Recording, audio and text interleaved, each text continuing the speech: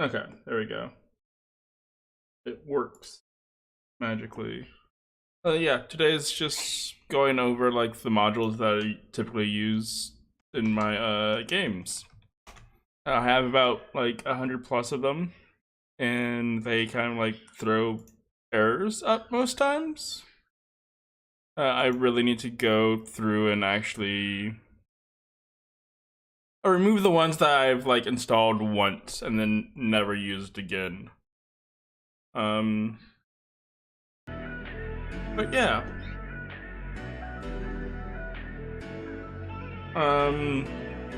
So let's quickly go to manage modules. This is like the full list. And we will go into the configure settings. So about time is typically a prerequisite for other modules. It keeps track of like rounds of combat and things like that. It's really good for where is it? Mini-QL, convenient effects, and others care about time. To actually get this nice like module menu is actually going to be tidy UI game settings. Just skipping ahead a little bit, but that's how you get this nice compact view. So active token effects is extremely useful. It allows you to it interfaces with Mini-QL to do a lot of automatic systems of applying effects to people as you're going, so like Fairy Fire and things like that are automatically applied. I don't really need it all that much with convenient effects, but it's good to have as a backup. Active auras actually allows you to use auras to like apply active effects. So like say I have this paladin, right? She currently has a inactive aura protection, but if I toggle it,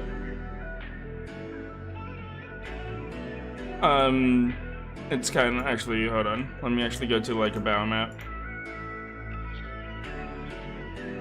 that actually has a scale.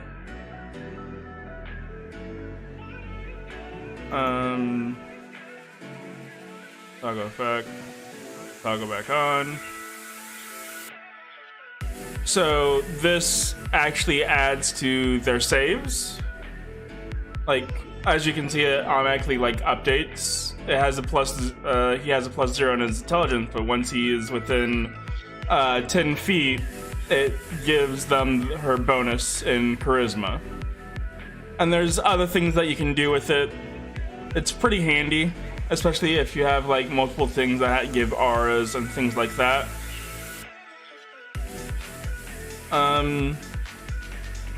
Next up is advanced spell effects. This, I can't remember what prerequisite this is for.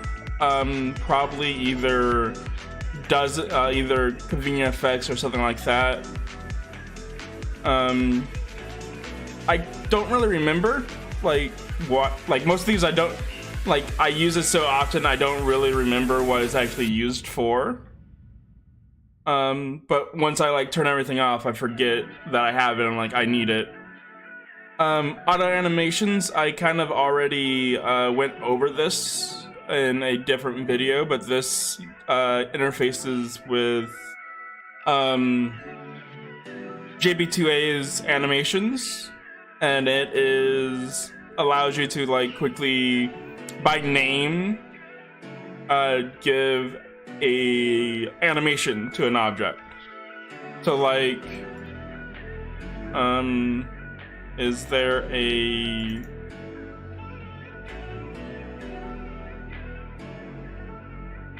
so let's grab that.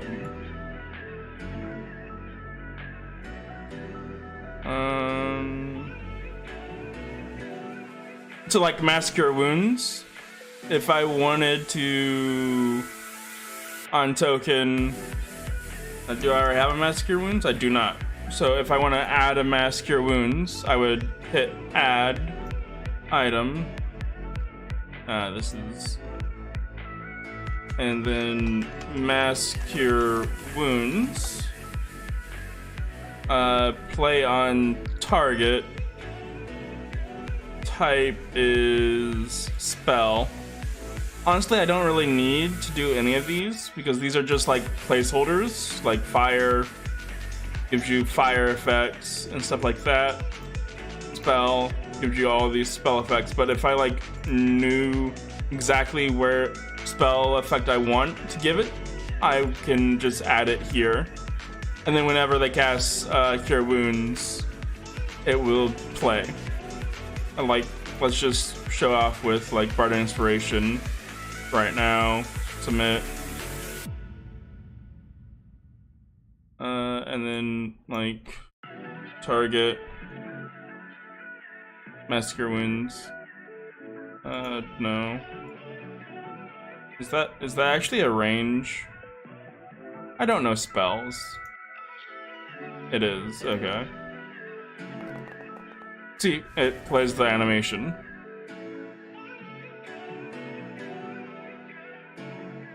But yeah, that's useful, especially if you're using like animations. So all of those, everything I showed here has an animation applied for it. Let's delete. And it has like multiple animations sometimes. Yeah, plays a hit sound and things like that. It's really great, especially if you find someone that already has this, which I've uploaded my settings on that video. So go check it out if you want these.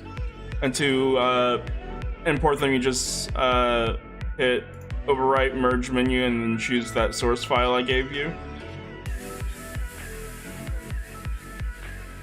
Next up is automated evocations. This is super awesome if you have like a druid or someone who summons things. So what this does is it gives you a small menu. Like this is my druid player, and if she casts, say, conjure animals, it pops up this companion manager and it shows you everything that you can summon. And then like if I wanted 8 constrictor snakes, I can just place that there. Usually it takes 1 or 2 times to actually like work.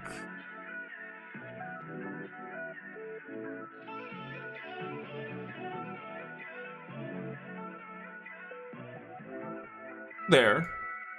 And there you have 8 constrictor snakes placed already.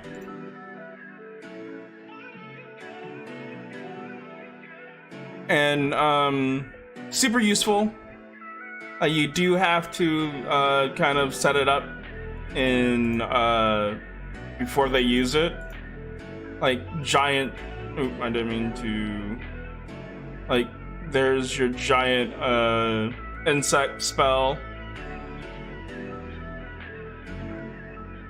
It uses the things that I already set up. I just need to add a giant scorpion and it'll be fine. So that gets a lot of use. Bailiwick map packs I don't really use. It's just in compendium. I usually make my own map, so I don't really use it all that much. Now, better roll tables. If you've seen my previous videos, you know I love better roll tables. This allows you a lot of customability of your roll tables and not just having it be super simple. Like I have a whole treasure hoard. Normally you can't like actually tell Foundry how many times you want to roll on a table, but with better roll tables, it allows you to. So like if I roll this, it rolled on all of these tables for me and picked these up. And it's not just that you can also have like random encounters. So all of these are journal entries that if I roll,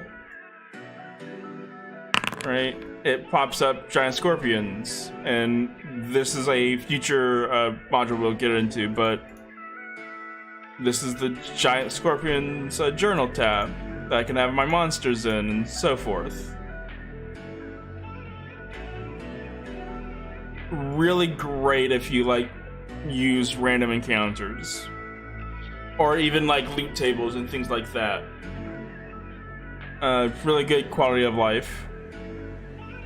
Better roofs allows, as it says, better roofs. If we go to, if I still have it, which one of these? Desert Shrine. Desert Bazaar. Yeah, I haven't like. Yeah, I've noticed that as well. Just a bit, especially with like rolling on it and adding it to loot tables and stuff. But I just don't really add ranged weapon and stuff. Unless it's a different like bug that you're talking about.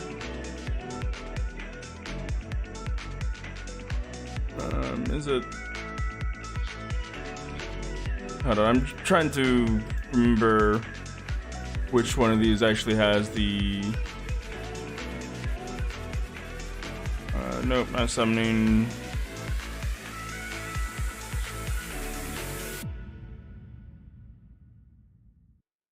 Huh. Oh, it is Desert Skeleton. So it has this better, like, better opacity to roofs and better controls. I don't really use it that much because I don't use roofs all that much. A lot of my stuff is like in dungeons and things like that, but it's great to have this option.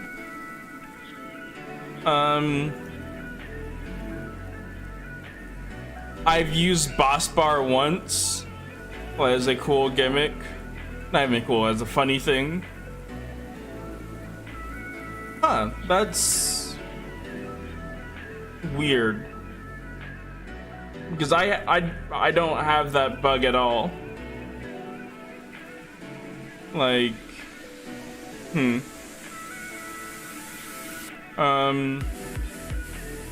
not that. So what that does, what boss bar is basically, if you ever done any like Dark Souls or Bloodborne or anything like that, it allows. Which button? Oh, it's over here. I need to get rid of it. I have too many buttons. Nope, nope, nope. There we go. It basically activates this boss bar, and whenever it takes damage, it also takes damage. I agree. Better roofs is awesome. I just don't use it.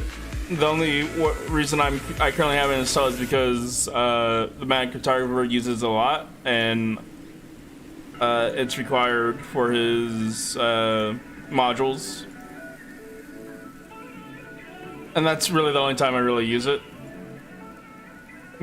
Like my whole campaign is set in the desert, so not a lot of like tree canopies or anything like that to actually like have it be nice and useful. But yeah, it's boss bar is a module that if you like want a fun little encounter thing with a boss or whatever, you can use it, but it's like a small one and done thing. I really need to like uninstall it. Combat enhancements is like my go-to module that I use all the time. It enhances combat encounters.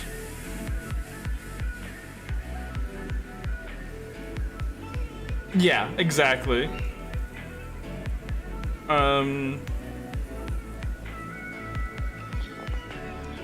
Okay, remove.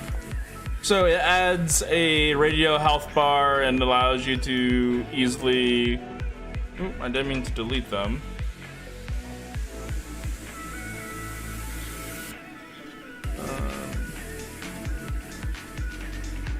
Allows you to, like, easily modify their health. Or even their, Oh. Okay.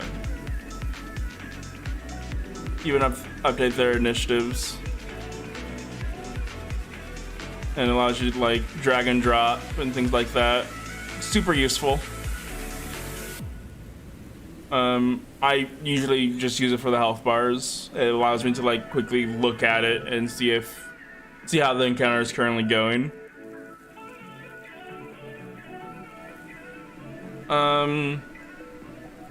Combat utility belt. This is kind of... It's in a weird place.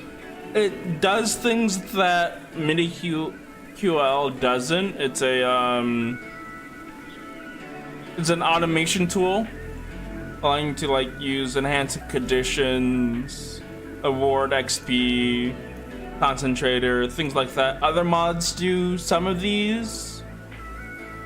I know there's a couple monks that give award XP.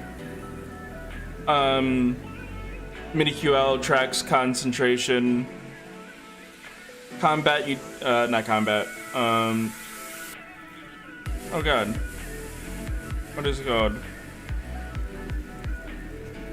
Convenient effects tracks the effects.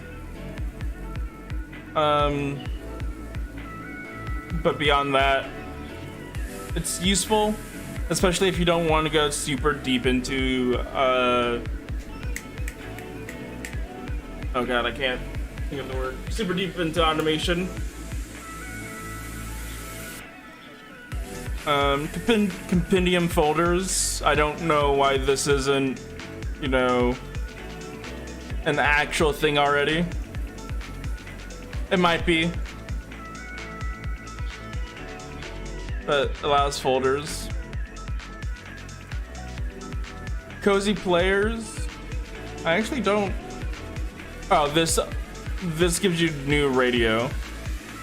Oh, I don't want that.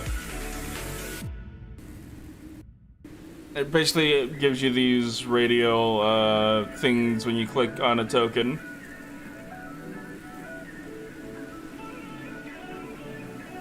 Right. Huh. I actually don't know what this does. I need to like dive into it. That's okay. I'm gonna do nothing there. I don't use crashes tracking and training. I thought I would. It adds a new downtime menu that you can like add items, the description of it, how the current progress on it, how to progress on it, the details about the ability check. This is great if you're like crafting items and want like, oh yeah, I want a ability check for it, the intelligence, and I want 300 total. Like if I save that, and then if I click it, it'll roll, and it'll slowly like complete itself. Good for like if you're doing more downtime things and want to actually track people, like track progress and things like that, instead of just like by work week or whatever. I mean, you can do both work week and it, and just have a roll after each work week, but it's nice if you do more downtime things. A cursor hider, it hides your cursor. This is great if you're like streaming and you just don't want the people seeing cursors everywhere. Currently, I just have myself cursor hidden. This is also great if you don't want to see your players like looking at your cursor and you're like trying to trigger something over here, or bringing something from the GM layer to the screen. Quality of life adds a lot of quality of life things. Like the main thing is like this day-night transition. Enabling wait for vehicles. Oh, okay, that's what that's doing. But just a lot of nice quality of small quality of life things that you don't really notice. Now, Defred's convenient effects is my lifeblood. It tracks everything. Like, it is super awesome, and it makes it so you don't really forget anything at all. For example, like, say this dragon was... So, it reads what condition you add to it, so I don't really need to like go to this condition here, but like say it was paralyzed, right? And these are all the effects it does, but it requires MiniQL to do this, these next steps. But since it's paralyzed, it has all the effects of paralyzation. Which means if I like come up here, I should roll this at advantage, and that if it hits, it should be a crit. So it crit. It rolled 2d8 when I attacked it with a longsword. And then it disappears once the condition's off. But like, for example, say you have something like, where are you? Entangle. No, not even Entangle. Let's do Fairy Fire. No, don't consume. Of course it succeeds. But okay, let's say it didn't. And Fairy Fire was applied to it. Right. Once concentration leaves, the effect also leaves. Like, it's not gonna do it because I had to manually add it, but let's get a zombie in here. Summon skeleton. Like,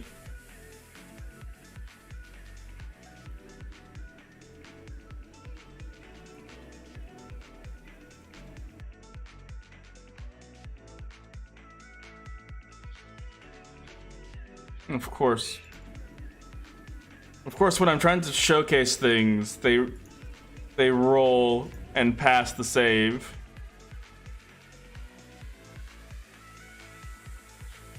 Okay, there. So it currently has Fairy Fire applied to it, and as soon as I lose concentration, it's disapplied. It's removed. But say I have concentration, and then this hits, concentration check. And if they didn't succeed, it automatically removes concentration, which automatically removes the fairy fire. So you don't really need to track concentration with active effects, Defred's convenient effects, and mini QL. It's all like automatic, so it really helps the whatchamacallit.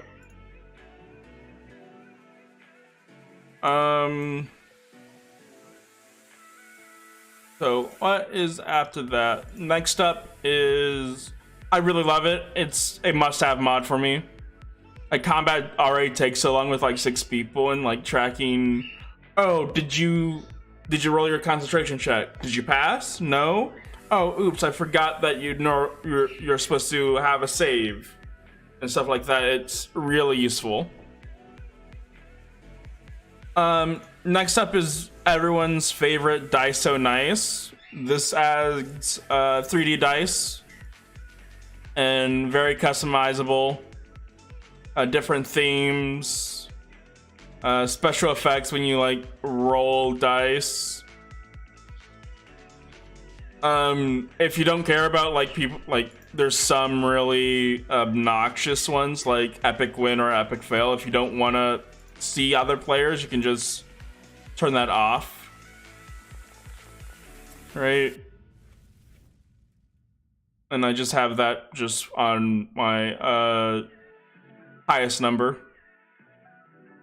And then you can like have rollable sections. So if you like have a theater of the mind place and have like a dice tray, you can make it so only the dice can go in the tray. So it will only roll in this small area. Okay, apply. So like,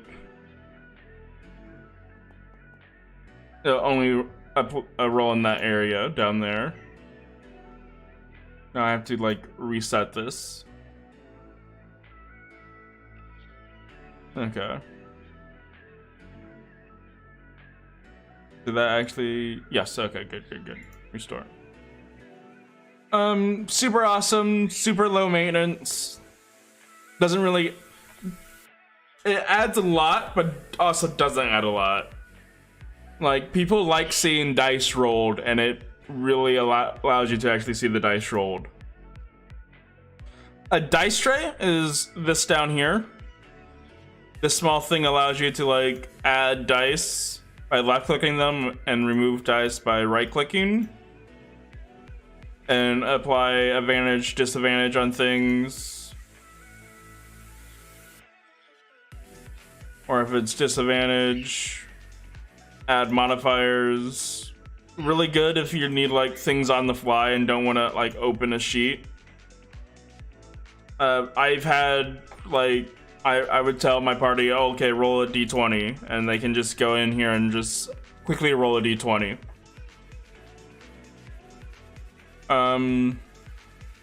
It's super useful. Drag ruler is something I love. It's, if you see this green squares on this character, this is drag ruler. And it just, green means it's within your regular movement, but as soon as you like go out of it, it turns yellow for dashing, and then at 60 feet it turns red, so meaning that you can't move anymore. And it's also really good for like templates as well, because like if you had a like moonbeam's not that large. Moonbeam's a 5-foot radius, right? And you need to move it, like you can only move it so far. You can see that it's saying, okay, this is 30 feet.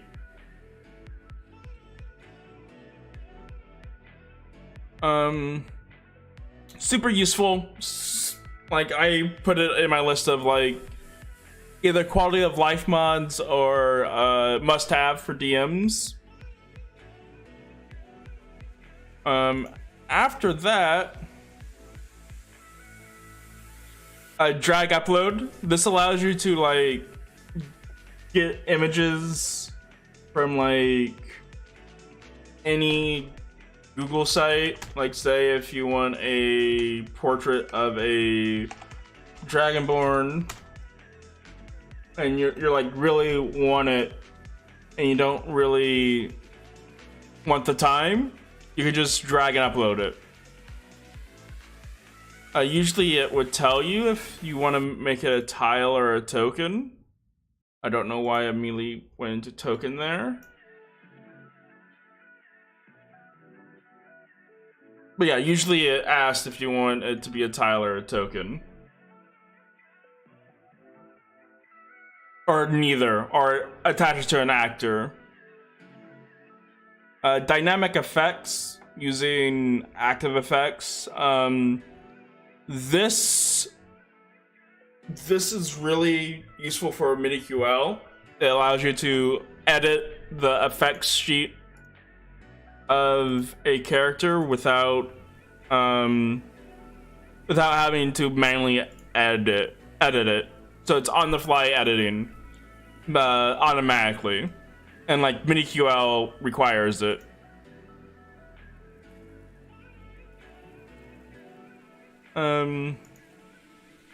Fast flip. I honestly use this for when I was trying isometric out, just a quick way to like quickly flip the icon. I'm sure, yeah, F flips it for you.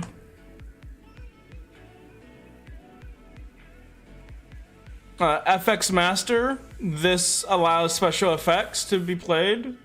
So if you like, which is this one here, like any weathers or anything like that, like rain or a snowstorm, top-down rain, or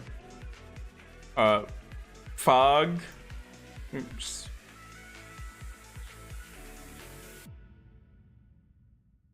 Allows you to like really set the scene. If you're like Barovia or whatever, you can add bats. Or even like birds. And then you can like set the scale. Or even the density if you like, that's not enough birds for me. And you just max it. And it takes a while to like update. But then more and more start to appear. And I use that for my ship map. I still have it. Yeah. Like, this I took from a Kobold DM's kind of like idea. And I used this for like his rain effects and things like that. He has a really cool video on how to make like a boat at sea in a storm. You should check it out.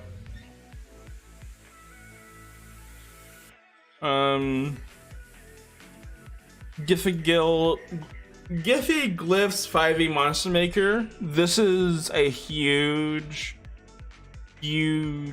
homebrew monster maker that I use mainly for bosses to make it actually like a challenge.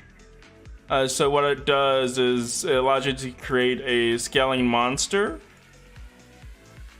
And like, okay, everyone's level 10. I want this to be a, if you've ever played like 4th edition, it uses that same kind of like idea. I want this to be a solo. I have 6 players, and I want this to be like a 3-phase fight, right? And then allows you each of these stats. This homebrew is a whole video unto itself. I'm just showing you that this is actually in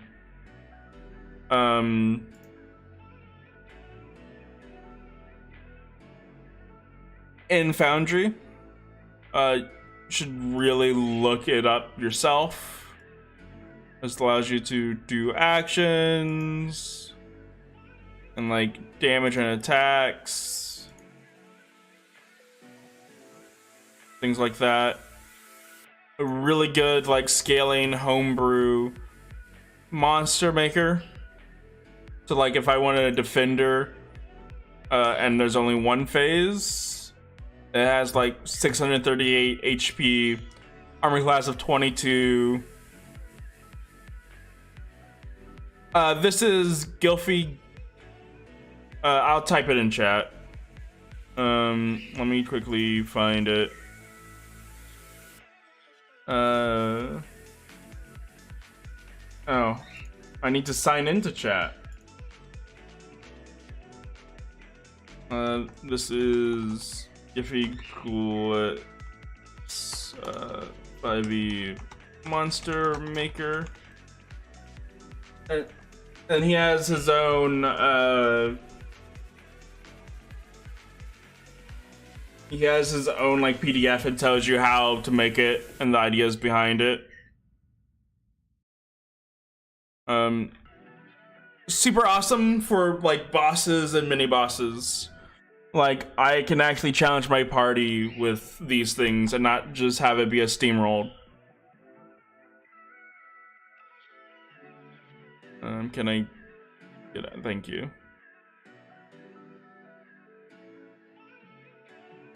Health estimate is, I love it and I hate it. I love it because instead of like my party asking, okay, how badly do you look? They can just hover over and say, okay, they're badly injured or barely injured. Oh, Fathom is badly injured. This is uninjured. And then if you like set it all the way to 1, near death. And like they don't know the health, right? So like Roach is a fighter. He has 112 HP, but if he's at like 30, it's gonna say badly injured, and they're gonna be like, oh no, oh no. Meanwhile, these guys are at like half health is 30 for them, if that. The reason why I don't really like it is because I can't really edit a combat on the fly anymore.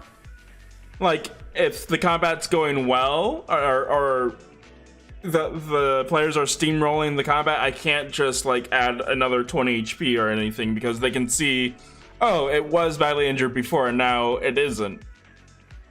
It's now injured. But I don't really do that anymore. With the previous module, I'm able to challenge my players with bosses, which was mainly where I used it, was like mini bosses and bosses, because I mainly use homebrew monsters for those.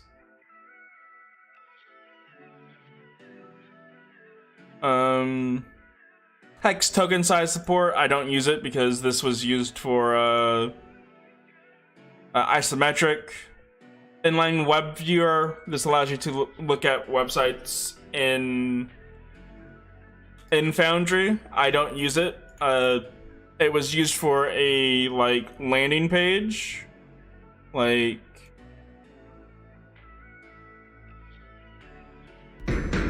oh. Okay, I'm sorry. Law and Order. It was used for a landing page.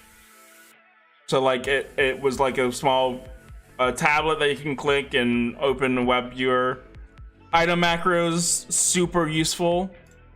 It allows macros to be attached to items. It allows you to actually like use those items and it'll proc the macro.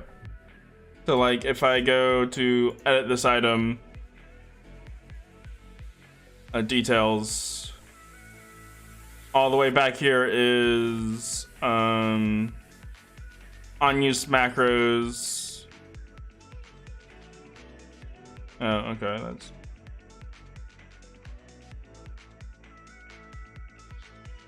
yeah, basically. It is up here.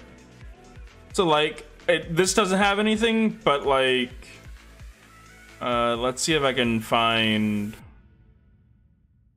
I believe button does, like with Toll the Dead.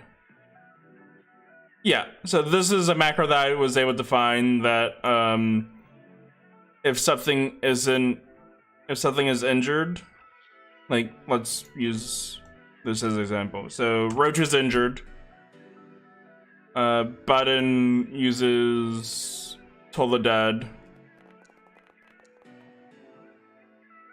Okay, he passes. It uses 2d12, but Fade.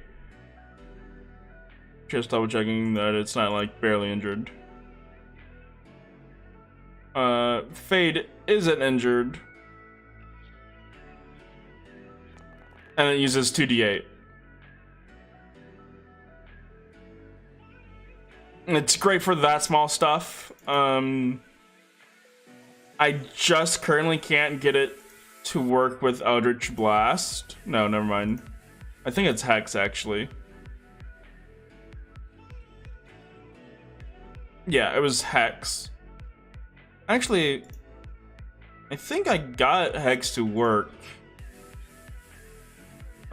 So... no, don't guess. Yeah, there we go. Now it allows me to like choose what stat to damage it. Not damage, but to have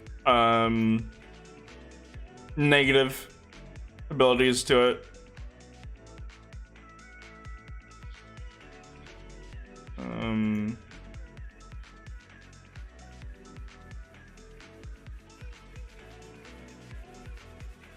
It's really useful. Really good. Item piles. This is one that I was like, when I was making the random treasure videos, I was going back and forth between item piles and not to use item piles and other things. It basically can like, it's basically an item pile. You can make like a chest, an item pile, and just throw things in it, and people can take from it and whatnot. I think it's a little bit too simple for me, and I like the Monk's version, Monk's Enhanced Journal version better. Right, that's the one that uses it? Yeah.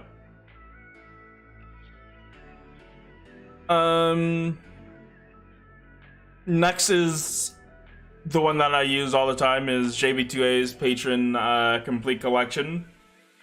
It's all these, if I go to stream, it's all of these animations that you get from it that I use with automated animations. Super easy, super fun. I think I'm paying maybe like $8 a month for it, 4 to 8. And if I like don't want to pay it and get new updated animations, I can just cancel it and I just have all these now. I won't get any new ones, but I have the old ones. Like there's some cool environmental effects, cool breath weapons,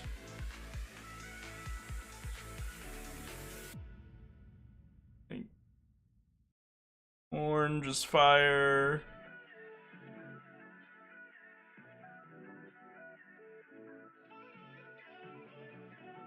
Cool purple,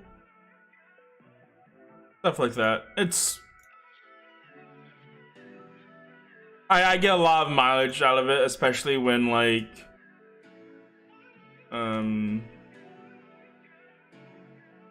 spells, Eldritch Blast, where it just integrates so well. And like things like Fireball. You don't have Fireball, do you? No, you don't. But like Misty Step is a thing that they have.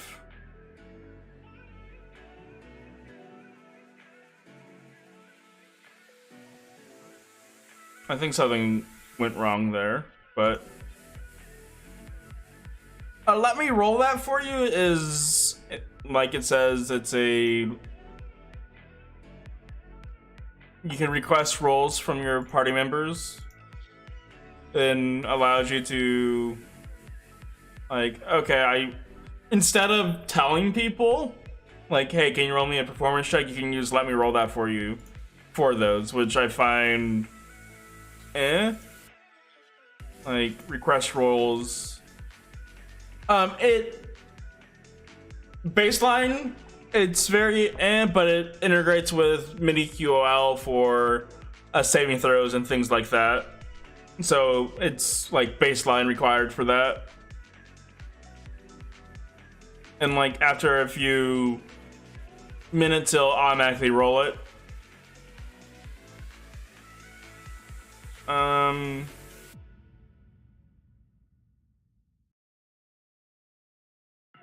Levels, I don't use levels currently. I need to get into it because I started like 2 years ago and levels wasn't a thing back then. Back then there was another module that basically did the same, kind of the same thing, but not like overlaying things, called, let's see if I can find it. It should be somewhere in here. Multi-level tokens. So with it being new, I need to like dive into it and like figure it out more, and the possibilities of it. It looks really cool and really simple, a lot more simpler than multi-level token. Some libraries, Lucia NPC is kind of out of date. It's another version of item pile. If we like go to, let's use this commoner for example, we can change this sheet from a default sheet to a loot sheet. Oh wait, hold on, that was kind of bad. Oh no, that's this sheet. Okay, this allows you to either make it a loot or a merchant and like add items to it, and your players can buy items from it. It's kind of buggy for me because it doesn't, like, you can like roll on things, and it wasn't really working with the treasure hoards that I was using. Like, it wouldn't integrate with better roll dice. No, better roll table. That's the word I was looking for. And like, it would only roll on one level, and that'll be it. So I don't really use it.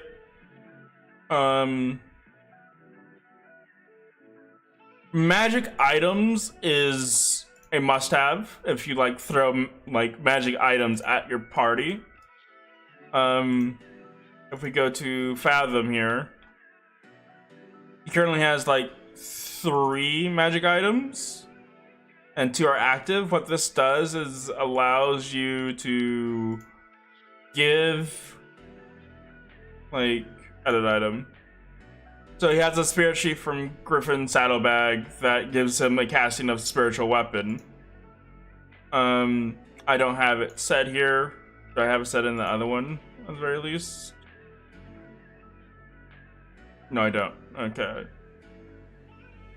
But what he does have is, this is the main one that he can use it on.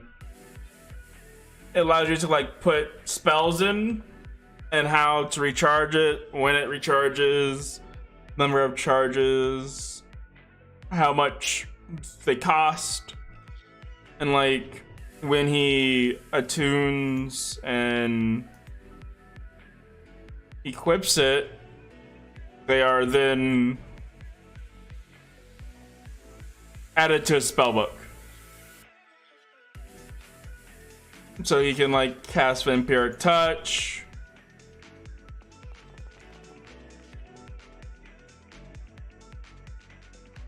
and so forth, and I use the charge of it.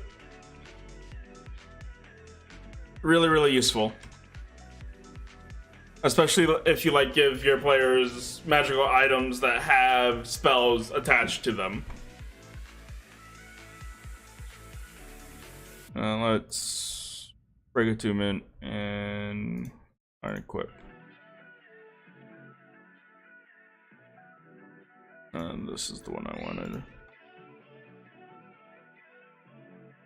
Okay, so MiniQL is a huge module. It's only for automation. If you don't like automation, don't get it. There are some quick settings that you can do that allows you to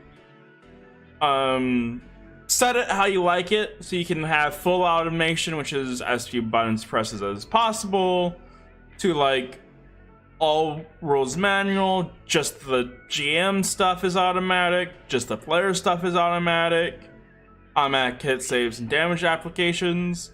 The cool thing about this is its ability with reactions. So Fate is a rogue. He has uncanny dodge. And I swear if this makes me a fool, let's just add both of these into a combat. Begin combat.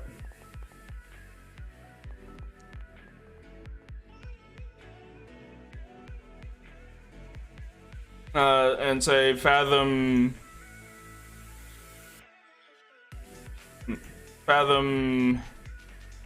hits him. Oh look, Fate is hit by a Spirit Sheath and can use a reaction. It doesn't pop up, like the damage hasn't popped up yet, but the roll has.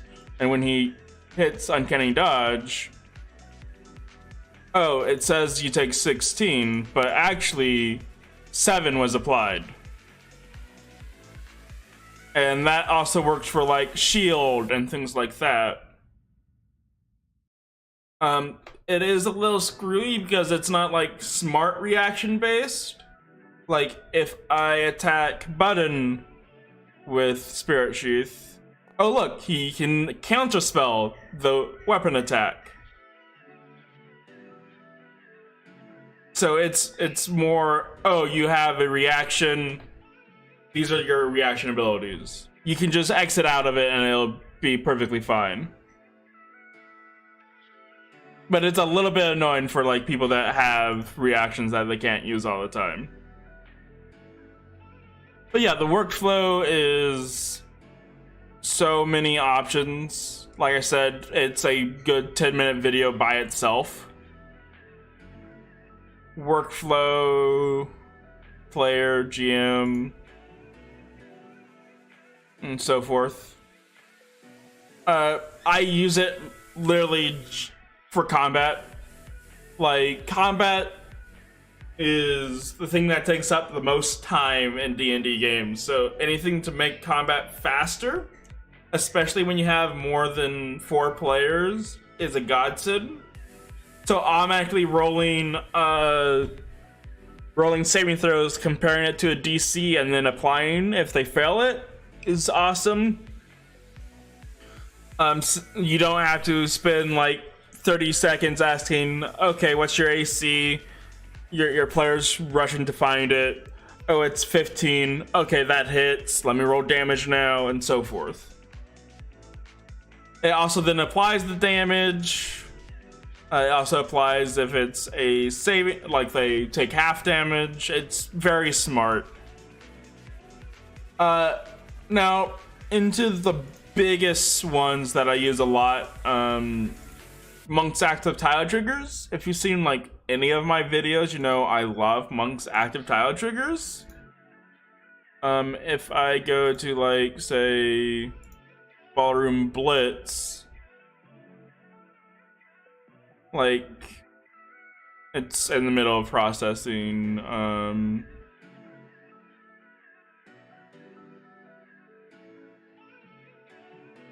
Yeah, exactly. And that's the easiest thing, is just have it fully automatic for players and monsters. My players still like click their buttons and things, but there's no like me having to go see, okay, you hit the wolf, let me see their AC.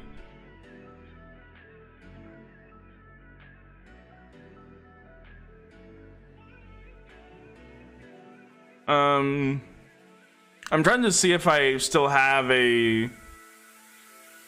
Oh, street. Okay, perfect.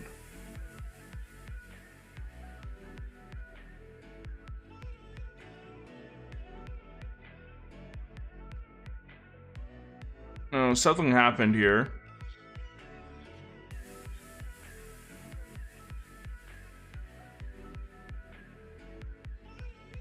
But yeah, Monk's active tile. There we go. It allows you to like automate a lot of things.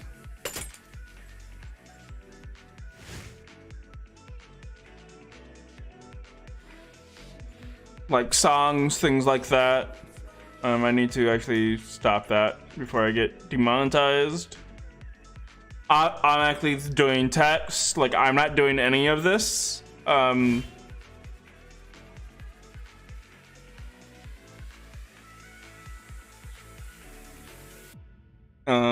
What else? Like, it's triggers. There's a lot of things you can do with it. You can add to combat. You can open journals, so you can like make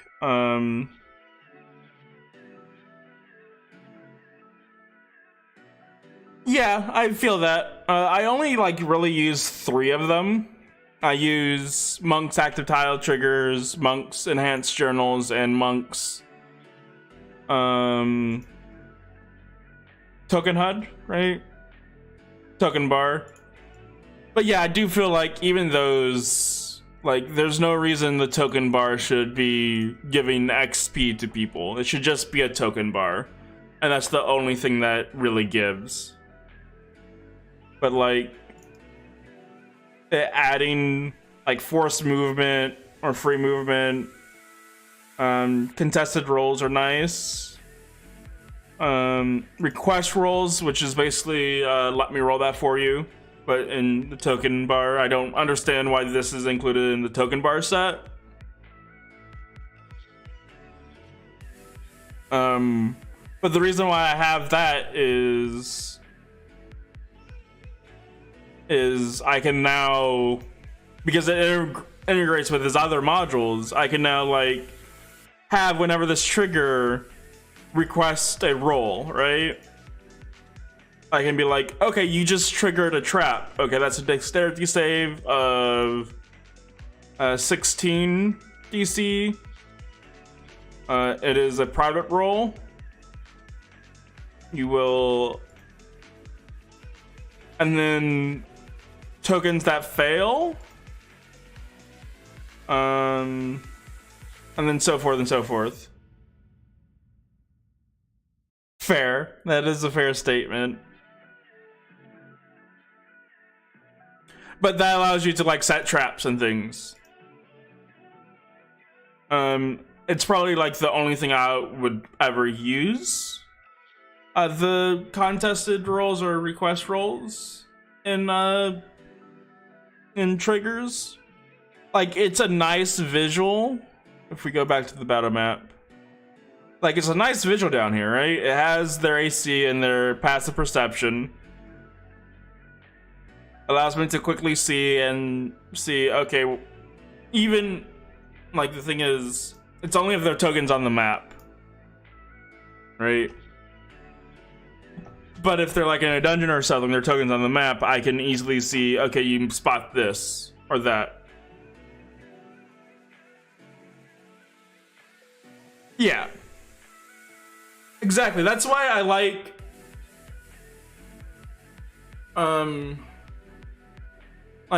that's why I like the integration with the tiles, because I can, like, set a trap and have it auto roll that.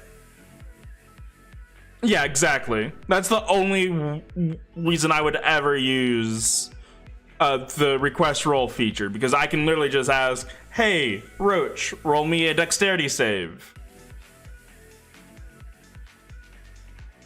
And it's literally the only reason why I even have the module, because I was trying to figure out how to do a scene with active tile trigger, and I needed to have it automatically roll things.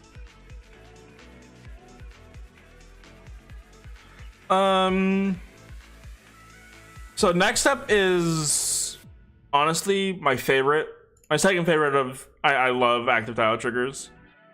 Monk's Enhanced Journal is by far my favorite module and is a must-have.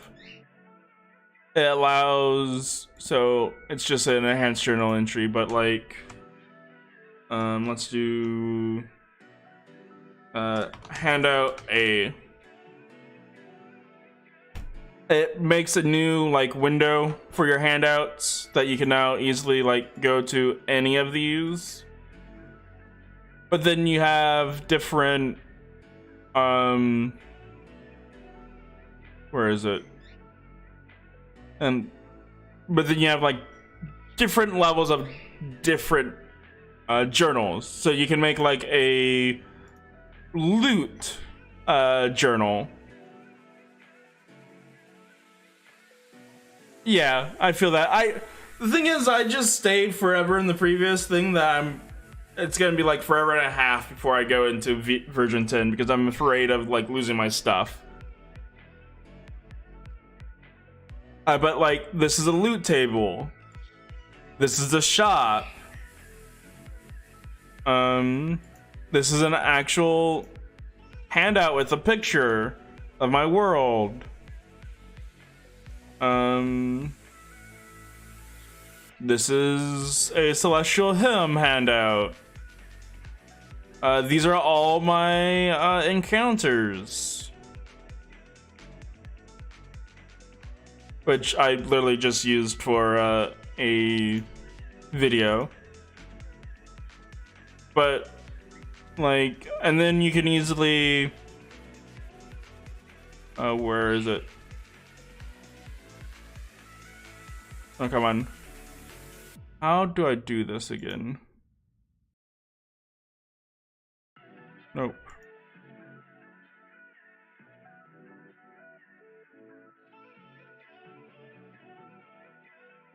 But yeah, oh, there. That's how you do it. Okay.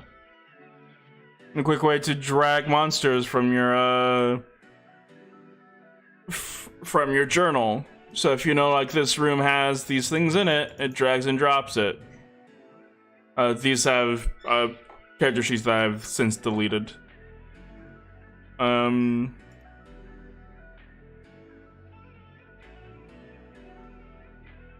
Yeah, Axiom, I believe his name is. No, it wasn't me. But yeah, I really enjoyed that. It's super good. But this also allows you to also roll and have it random.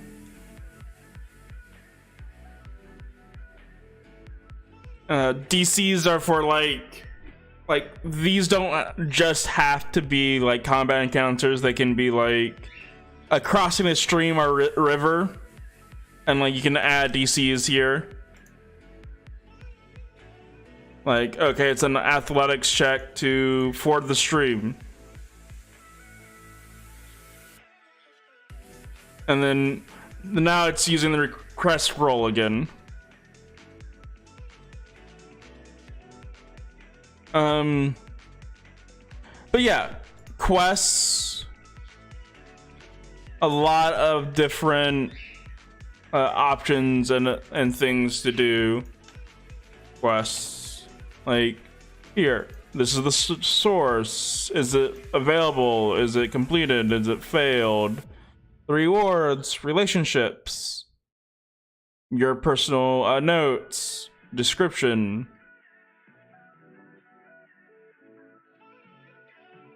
It's super nice to have like all these different journals, because you don't want to just keep like journal information in one place. Like, the original journal is literally just for journals, just small writing, but you need different types of things to keep different information in. And Enhanced Journals allows that. Token bar we kind of like went over. I honestly don't really use Bullet all that much, or at all. Wall point. Multiple wall point maneuver allows you to move multiple walls. I honestly, like, most of these are like quality of life things that I didn't realize wasn't base Foundry because I've had these so long, and that's a small issue on my part. But like, multiple wall point mover, it allows, I'm gonna guess it allows you to move multiple walls.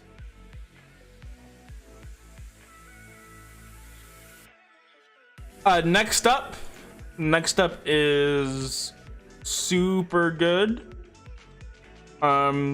It shows you basically, it adds a turn marker to the current persons in the turn, and then it moves your camera to that person's.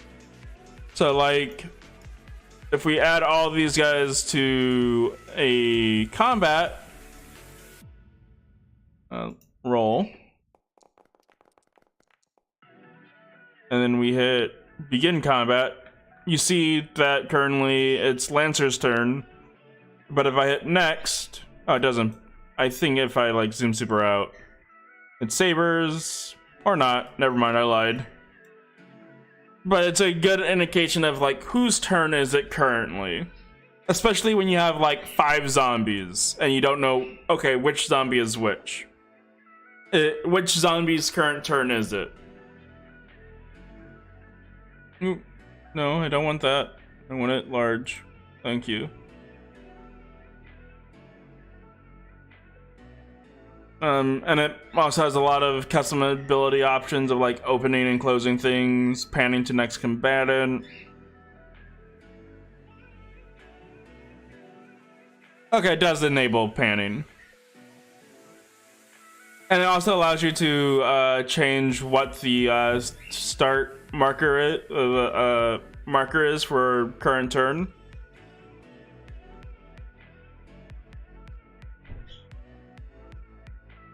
I'll look at it. Party overview. It's a very small mod. It adds this button that allows you to like at a glance look at things like their general information.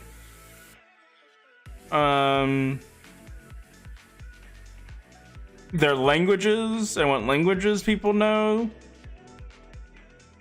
So like you can like look at overlaps, or without having to like go through every single character sheet, you can just like look, okay, I want to, as a DM, I'm gonna create this place with Draconic writing in it. Okay, who knows Draconic? Okay, Button, Fade, and Ikeria know Draconic. They're gonna be able to read this. or you're trying to find one that no one actually knows, which I think this only shows ones that people do know. You can see people's wealth, how much gold they have, and so forth and so forth.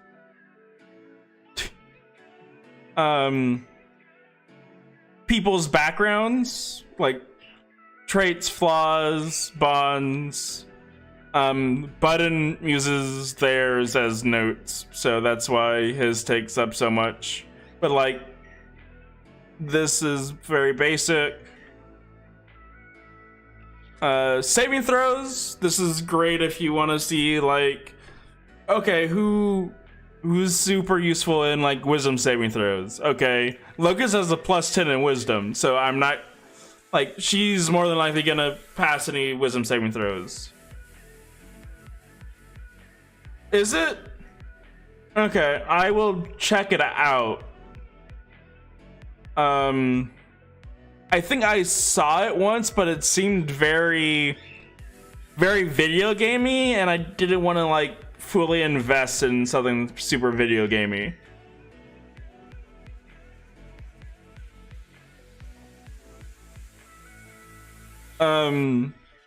Proficiencies. I think this updated recently. I don't think, before it was just like general languages and wealth. Now you can see like people's proficiencies and things. Okay. I'll see it. I'll check it out. I'll check it out. Tool proficiencies. A lot of like comparing people's and things like that. Really at a glance. Okay, I have a dexterity saving throw trap. Who's gonna save more than likely and who's gonna fail more than likely. Same with like con saves and so forth. Who's good at lockpicking or who's good at deception.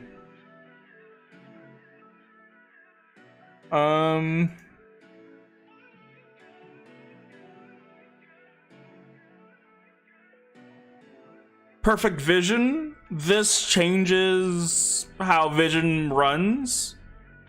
If I quickly turn this to night, there it is.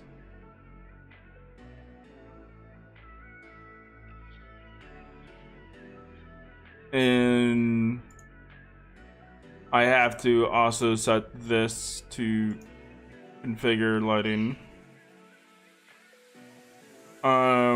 Token vision.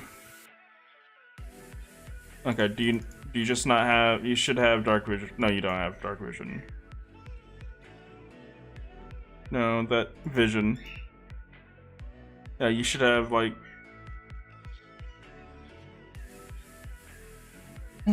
let's use Roach as example. Roach has dark vision. You see how everything is literally in chromatic color, monochromatic. It's black and white because that's what dark vision does. But as soon as you like add a light source, hey, look, everything is in color except things that are outside of that light source. So now you can like add more. You can actually add more like color-based puzzles into your actual Foundry game.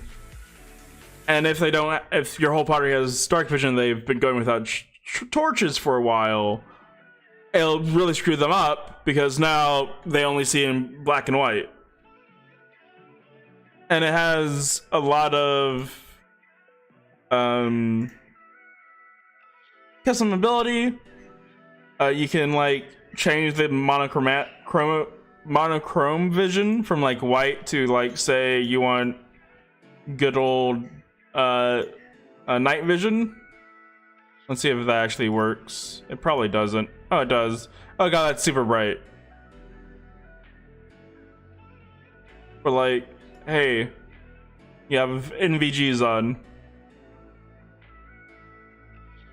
It might be. I haven't really been keeping up with version 10. Like, it took me a good like 3-4 months to upgrade from version 8 to version 10. And it's a good holdover.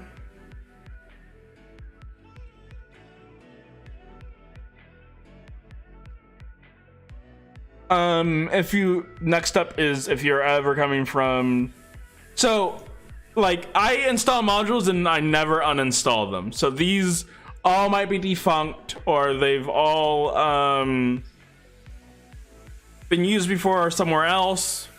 They might have updated it. So next up is pings. If you've come from like Roll20, it adds pings. So the party overview is in your actors directory, and it's this button up here. You need to, I'm trying to remember what setting these guys have to be. I think just regular player characters should work. Like, I'm trying to remember why isn't, like, these other characters showing up in it.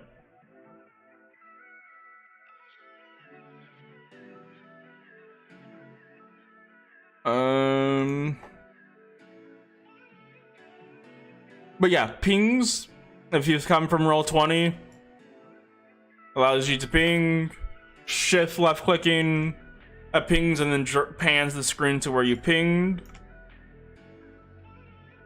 I'm gonna skip the next one. Polygot. I literally just released a video on Polygot. It allows you to write things in different languages.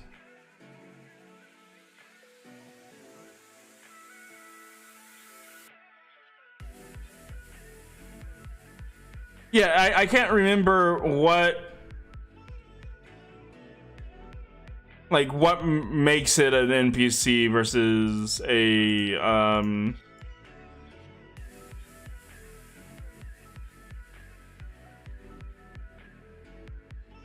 like what makes it an NPC versus a player character is what I always like forget. It might have to be user, yeah, it would be user configuration, I bet, and then setting it up through there.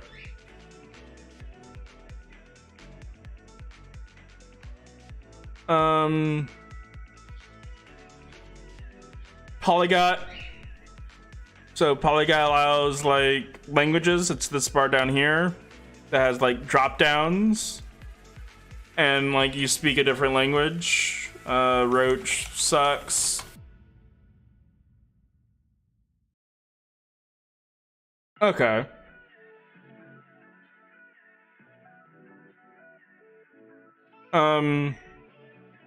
So anyone that doesn't speak Aran will only see this top, but anyone that sees that can speak Aran sees the bottom. And this also works in journals. Where's my journal? So like this celestial hymn, this is all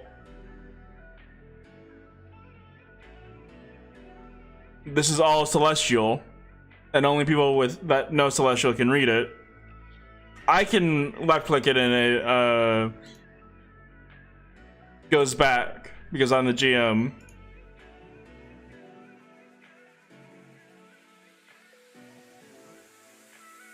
But it's super like immersive.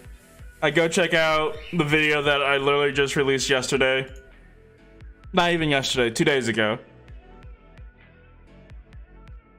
Of like, not the full capabilities, but it's more of a showcase.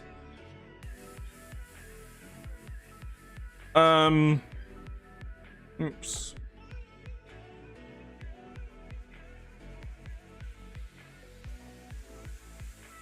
After Polygot is Sequencer. You can do really cool things with Sequencer. I mainly use it as a thing to find animations. Like if I wanted a fire It shows everything with fire in it, and then I can like add it to a tile this way. A lot easier than the other way.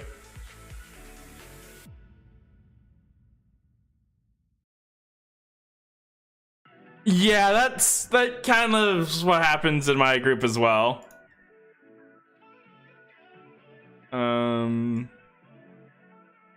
But yeah, I usually use sequencer as a way to find my all my animations and kind of like what I want. Simple calendar adds a calendar that you can like set up. Notes, holidays, things like that. This is my current months. And then you can like find it here. You can like forward it. It's really good.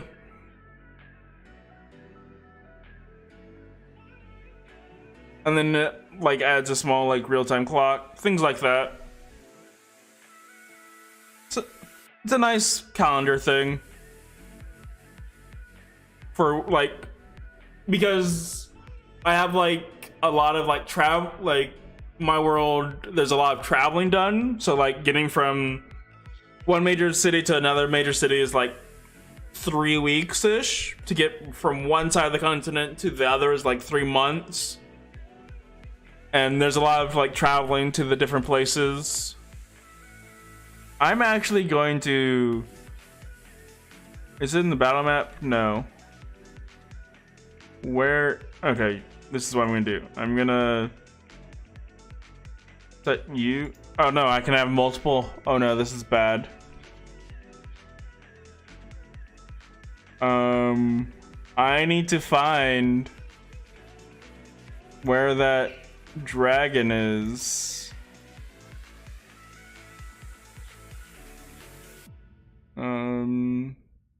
Oh well. That's kind of bad. A little bit annoying, but I can track it down later. Smart target. This is probably going to go away. But I'm trying to remember what I use this for. Easier targeting. It's probably like, it might even be used for MIDI QL for template targeting.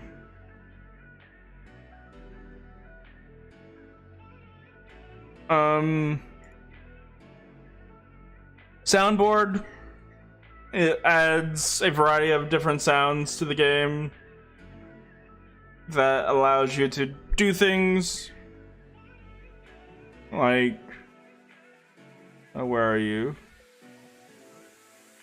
Here we go. Okay, so it adds like free sounds that...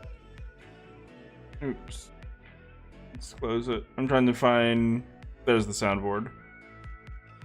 So a lot of free sound... Oh no, this is soundboard. Never mind, I lied. Huh.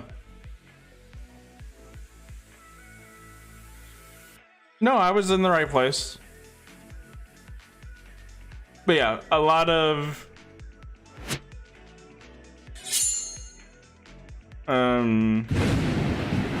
like very basic sounds.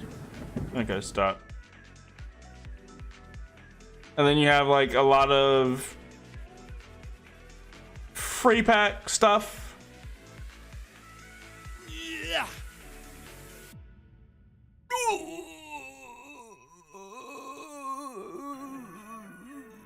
Okay, that was a little bit too long. Stream view. This I use for mainly my videos. This allows you to like stream better, basically. If you don't want to stream your screen with all your GM information, it allows you to like make a new player and then it'll follow it and show kind of like a sequence of events. Like you have a camera mode that will track the party, focusing on speaking tokens.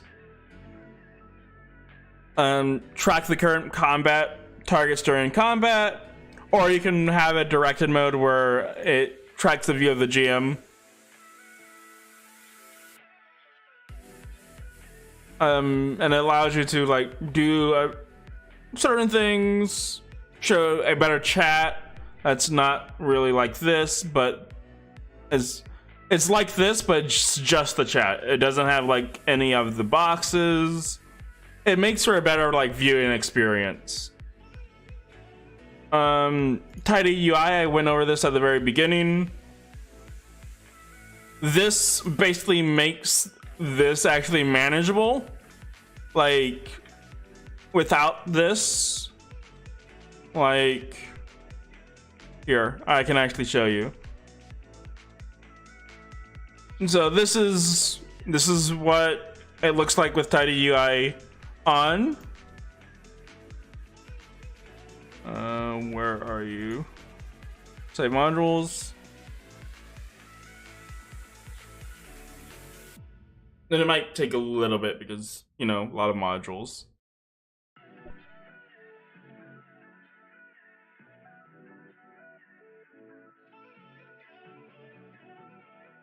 Pings. Pings is definitely what you want. Like if you hold down shift left click, it pans everyone to where you just pinged. Like not just your view, but everyone's view.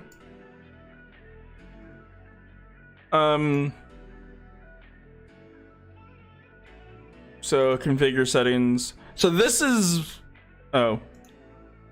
what it looks like without Tidy UI. It's just a mess.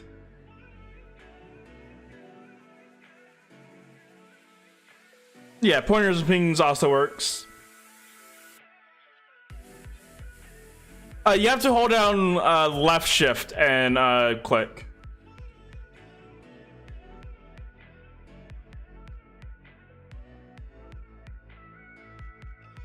But yeah, at a certain point, you need Tidy UI just to tidy up your modules. Manage modules.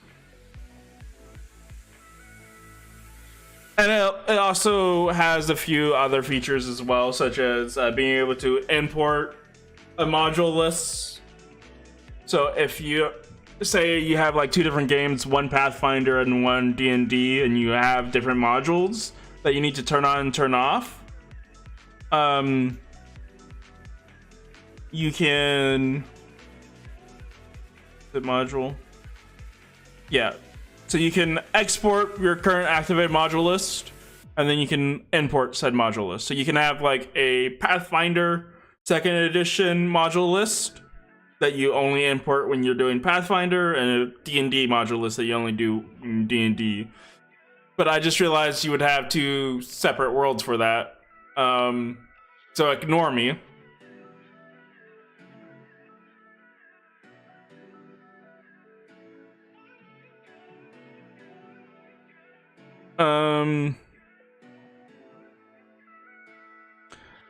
So where were we?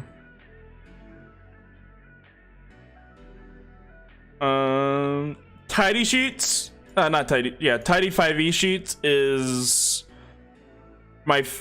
is a character sheet UI overhaul thing that I enjoy. I like this better than the standard character sheets. What's always HP? Like, I actually haven't heard of it.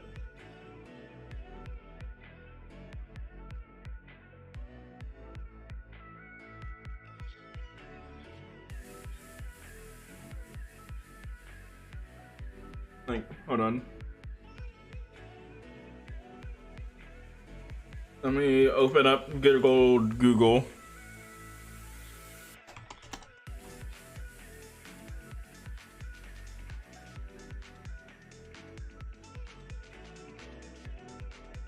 Oh, okay.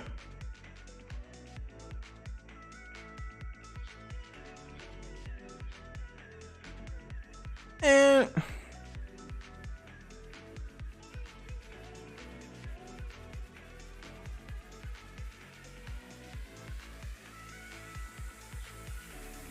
so I wouldn't really use this all that much. I'm just like reading it if the player has like most of it is like already baked in. Like it's a lot like I can just do that, and if it's like during combat or whatever and I need to edit HP, I can just do that.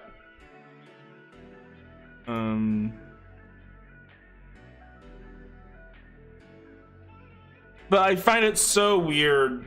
So, not weird. I don't find myself manually editing HP all that much, especially with like mini QL. And I like if my players take if my players take damage to a trap, I just have them do their HP. I'll check it out. I'll check it out after the stream.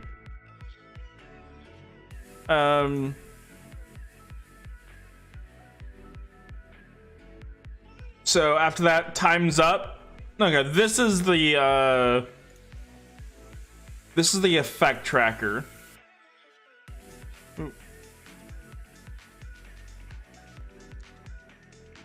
So if we go to down effect, so if we like go to cloak of protection, you can add durations to your effects and things like that, like, and then have it. I thought, hold on. Okay. I'll check it out.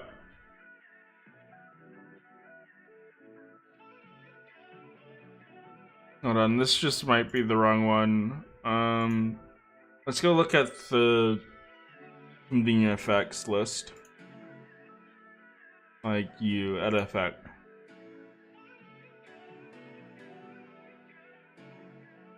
Okay, never mind. Not you then. Blur, add effect. It must be crazy. Or hold on. Fade. Please. Oh right, it's not going to be. There we go. Shells. Huh. I'm crazy. I thought there was a. There used to be a drop down somewhere that allows you to like set it for when like how long it's supposed to last.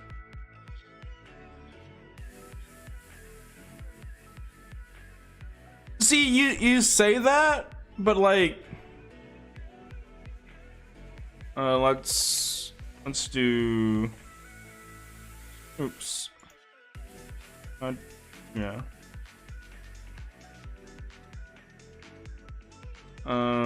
Spells like chill touch. Oh, magic missile.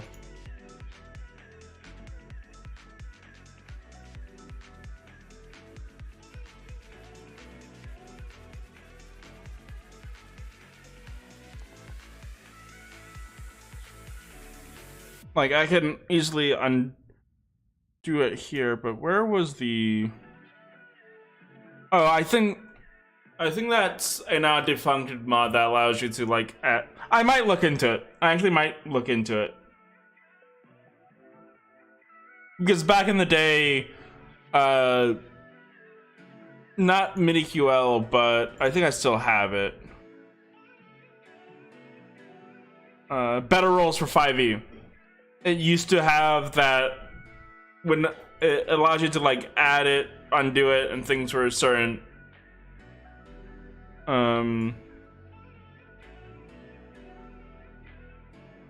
creatures.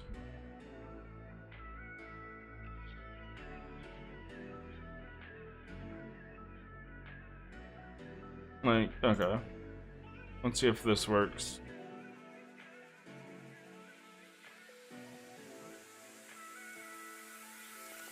Yeah. I can just either undo the damage per person or undo all. But yeah, I'll definitely check it out. You might see a video on it.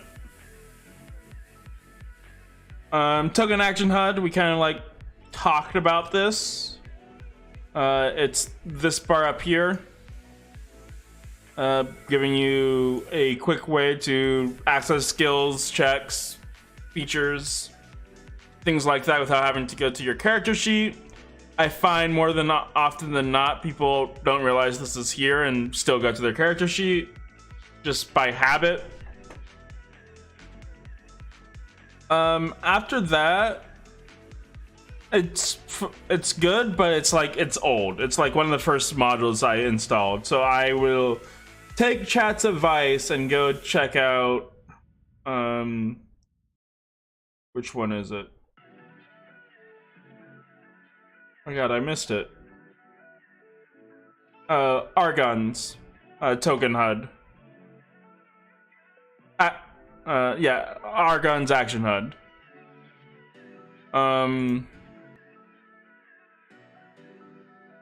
Token attacher. This is a godsend. If you... Yeah, thank you. I think there's a small delay. I don't know how long, but there's a small delay. This allows you to token attacher attach tokens basically, and not just tokens but other things. So let's say like this is a cart, right? And everyone's inside it. I really hope that I'm thinking of this correctly. No.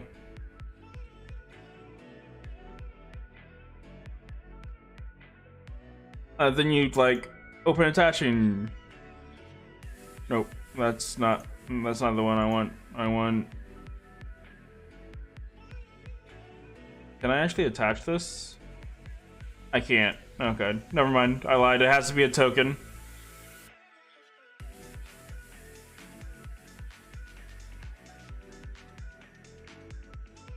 Create new tile.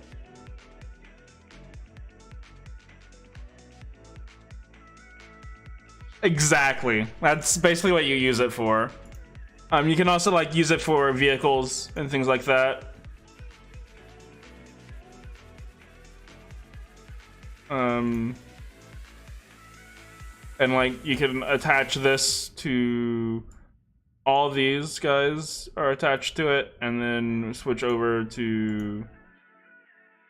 I probably should have actually attach. And then all these guys, get out of my way, please. Attach. So now, and then close. Now everyone moves as one. So this is great if you're like having an Oxtron cart. You attach the cart to the oxes, and have the oxes drag it. You can also use it for like mine carts and things like that. I used it as a way to have like two tokens, one disguised, one not. Disguise was on the regular layer, and the undisguised version was on the other layer. I believe there's like a shapeshifter type thing now where you don't need to do that, but I used it because I was doing a Monk's Active Tile video, and I used that as a quick get around of like having to constantly find where the things were. It was the dancing video with the vampires.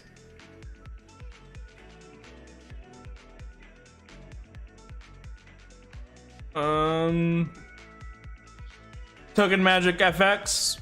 This allows you to add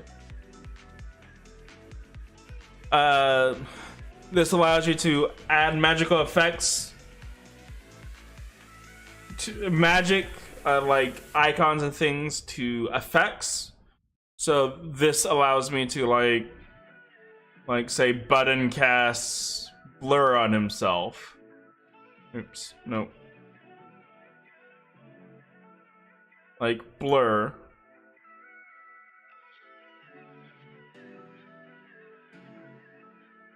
The blur. It gives this magical effect to it. So it's kind of nice. Or like hold person, this effect. And that's all controlled by, in effects, these macro.token magic custom effects. I'm not sure where you can get the full list of them, but they're useful. Especially if you want to like actually make it visual that you're affected by a spell. Shield of Faith. Well, that's the other thing is, like, these are automatically applied whenever they cast the spell already. Yeah, that's basically what I have at the very, very beginning, because they start with advanced spell effects and automatic animations. I was just doing this to showcase the thing of what the module actually does. So, like, when Fathom casts Shield of Faith. Is Shield of Faith the second level? Am I crazy? Okay. Like,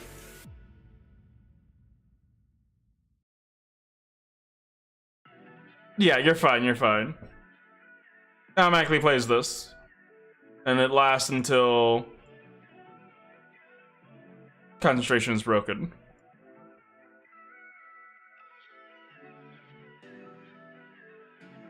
No, but it gives like a sense of visual effect of magic. Trigger happy. This is kind of defunct now. Like super defunct. Like this trigger happy was basically Monk's active tile triggers before Monk's active tile triggers. It's the thing that is currently, is it the thing that, yeah, it's the thing currently controlling my character sheets and clicks. Basically you actually had to like know some pseudocode.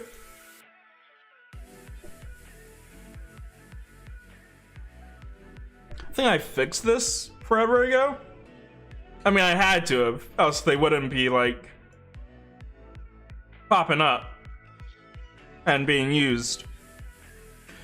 But don't get trigger happy. Just get Monk's active tile triggers. It's literally the same module, but better.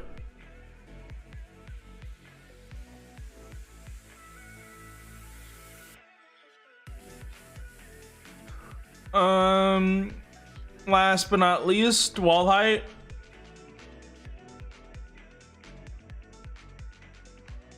No, but I can like, it's so outdated. Like I said, it uses trigger happy that I can probably make a video on it.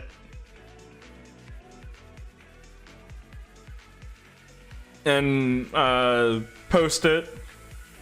I've been having some ideas on like videos, like small how-tos that everyone asks how, especially on the Foundry VTT subreddit.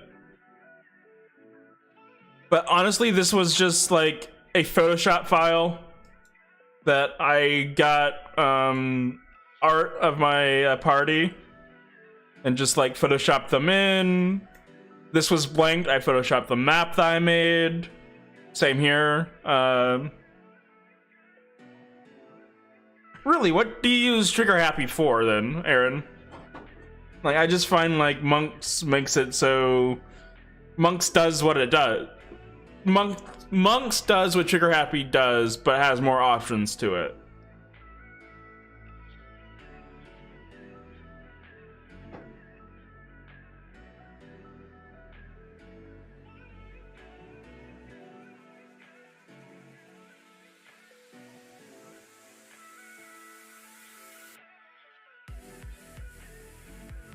Yeah.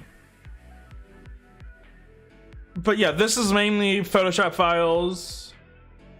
True. That is the thing. Yeah, I can see that.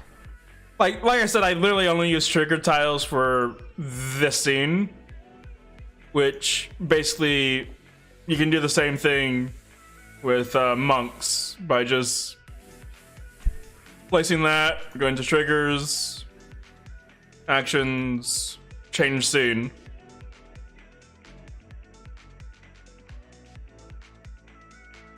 Where is it? Oops, and change scene. You know, it actually might Trigger Happy might be better. Hold on, I'm just trying to think. Oh no, because I can just go to setup, unclick,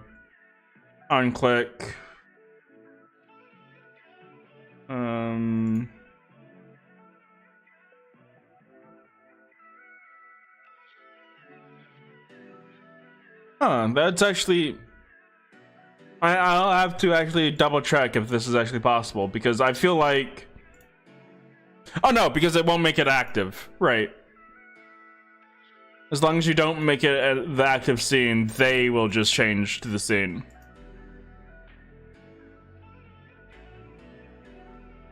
Alright, I'm just testing this out mid-fly. Unclick.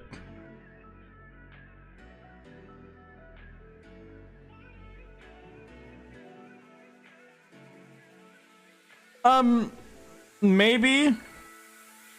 Possibly, but I also like the other thing is you can,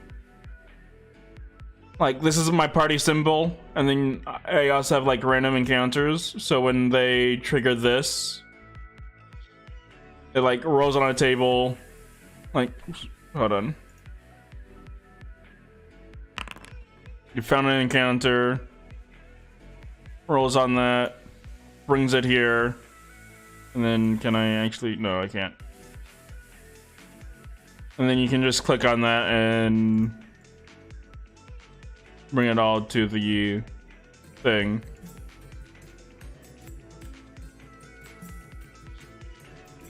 So it's more of a hex crawl type map.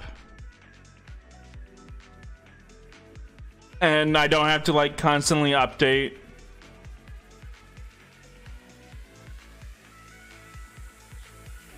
Yeah, I need to like apply it everywhere, but and I could, and it allows them to like draw on it, so they had like, yeah, I have a full like full video on it called Random Encounters on my channel of how I made it.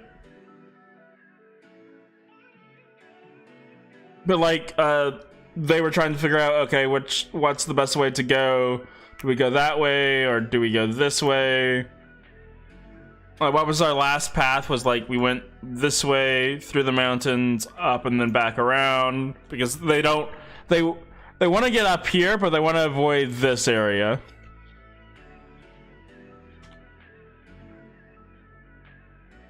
But I also have like my larger world handouts where I don't really, I also have it as a handout as well, but they can go everywhere.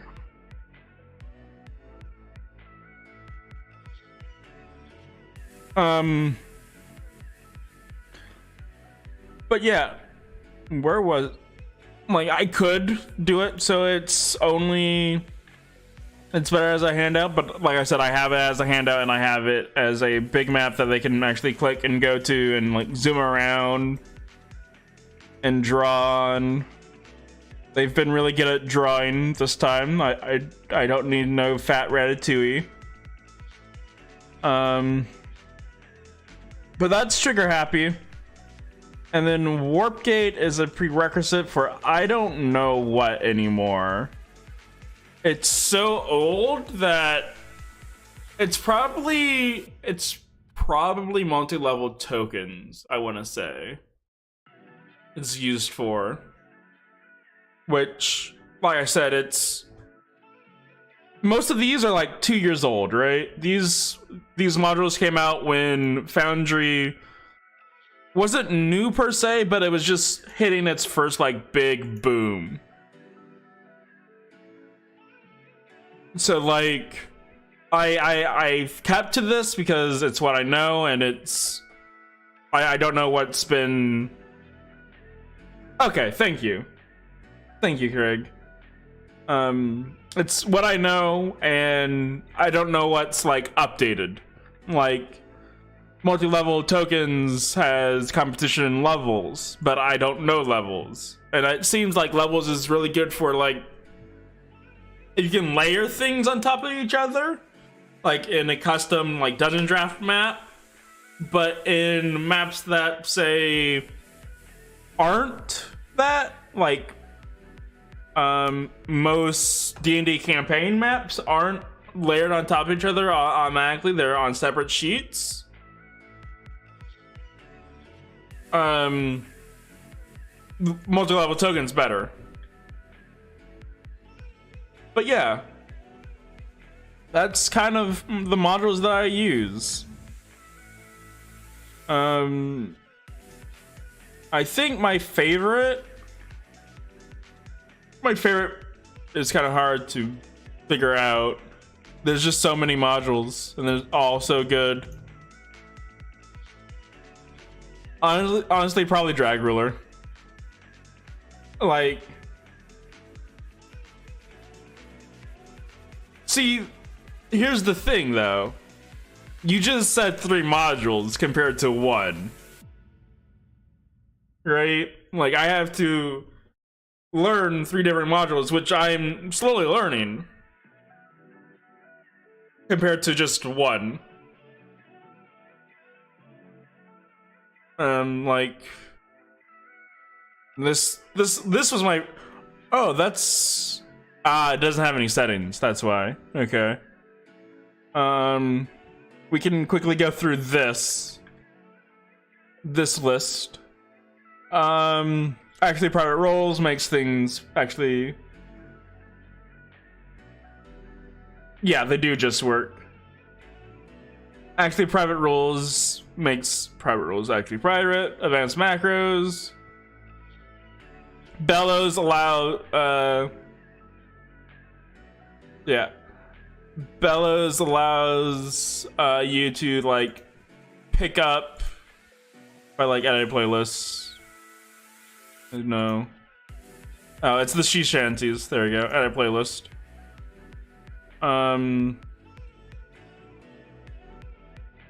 Or not. Okay, there we go. It allows you to stream YouTube and stuff without having to like download it and then figure out where it is.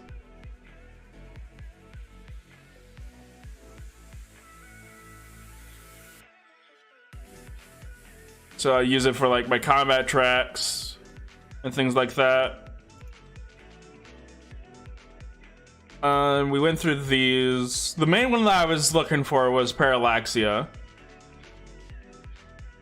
which, yeah, Parallaxia, that's what's doing this. Like, this is just one big giant, if I remember correctly. Yeah, this is just one big giant tile There. So it allows you to do like movement.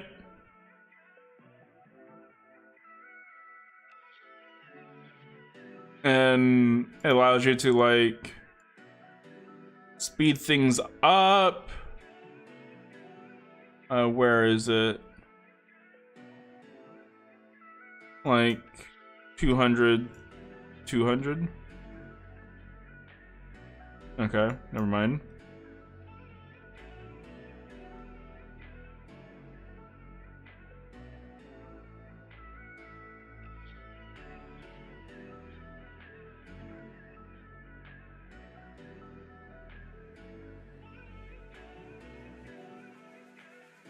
Okay, never mind. I'm trying to figure out, like, this is a new... Oh, here we go.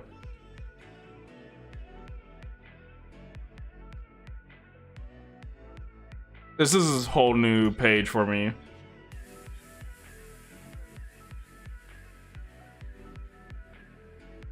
But yeah, Parallaxia makes these cool, actual, like, moving water type. And not just water, you can also have it, like, move the ground to simulate walking. There's a lot of things you can do with it. But as I was saying, like, I got rid of all the trigger happy stuff. Yeah, never mind. Okay. Trigger happy slash multi-level tokens throws up errors, and I need to get rid of it and actually learn levels. Like, this would be perfect for levels, but I made this like years ago when levels didn't exist. But yeah, I think that's really it. I went through my whole module list, what they're used for, the usefulnesses of them. I need to get rid of boss bar because it's literally useless. Thanks for hanging out, guys. I probably won't stream tomorrow, but I'll probably get some more campaign preparation done Wednesday and probably stream that. I will talk to you guys later. Bye-bye. Take care.